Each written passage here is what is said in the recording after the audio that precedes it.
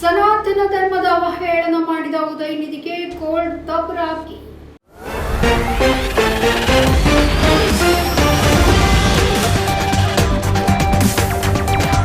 ಸನಾತನ ಧರ್ಮವನ್ನ ನಿರ್ಮೂಲನೆ ಮಾಡಬೇಕು ಎಂಬ ತಮಿಳುನಾಡು ಸಚಿವ ಹಾಗೆ ಡಿಎಂಕೆ ನಾಯಕ ಉದಯನಿಧಿ ಸ್ಟಾಲಿನ್ ಅವರ ವಿವಾದಾತ್ಮಕ ಹೇಳಿಕೆಗೆ ಸುಪ್ರೀಂ ಕೋರ್ಟ್ ಆಕ್ಷೇಪವನ್ನ ವ್ಯಕ್ತಪಡಿಸಿದೆ. ಡಿಎಂಕೆ ನಾಯಕನನ್ನ ತರಾಟೆಗೆ ತೆಗೆದುಕೊಂಡಿರುವ ನ್ಯಾಯಾಲಯ ಸಚಿವರಾಗಿ ಅವರು ತಮ್ಮ ಹೇಳಿಕೆಯ ಬಗ್ಗೆ ಜಾಗರೂಕರಾಗಿರಬೇಕು, ಹಾಗೆ ಹೇಳಿಕೆಗಳ ಪರಿಣಾಮಗಳ ಬಗ್ಗೆ ಕೂಡ ಅವರು ತಿಳಿದಿರಬೇಕು ಅಂತ ಅಭಿಪ್ರಾಯಪಟ್ಟಿದೆ. ನೀವು ಜನಸಾಮಾನ್ಯರೇನೂ ಅಲ್ಲ, ನೀವು ರಾಜ್ಯವೊಂದರಲ್ಲಿ ಮಂತ್ರಿ ಆಗಿದ್ದೀರಿ.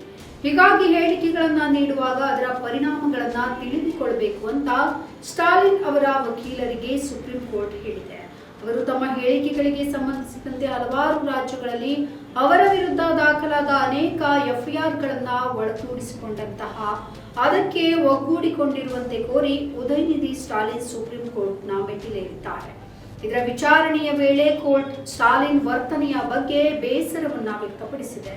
ಈ ಅರ್ಜಿಯ ವಿಚಾರಣೆಯನ್ನ ಸುಪ್ರೀಂ ಕೋರ್ಟ್ ಮಾರ್ಚ್ 15ಕ್ಕೆ ಮುಂದೂಡಿದೆ. ನಮ್ಮ ಈ ವಿಡಿಯೋ ನಿಮಗೆ ಇಷ್ಟ ಆದಲ್ಲಿ ಲೈಕ್ ಮಾಡಿ, ಶೇರ್ ಮಾಡಿ, ಕಮೆಂಟ್ ಮಾಡಿ ಮತ್ತೆ ಸಬ್ಸ್ಕ್ರೈಬ್ ಮಾಡಿ.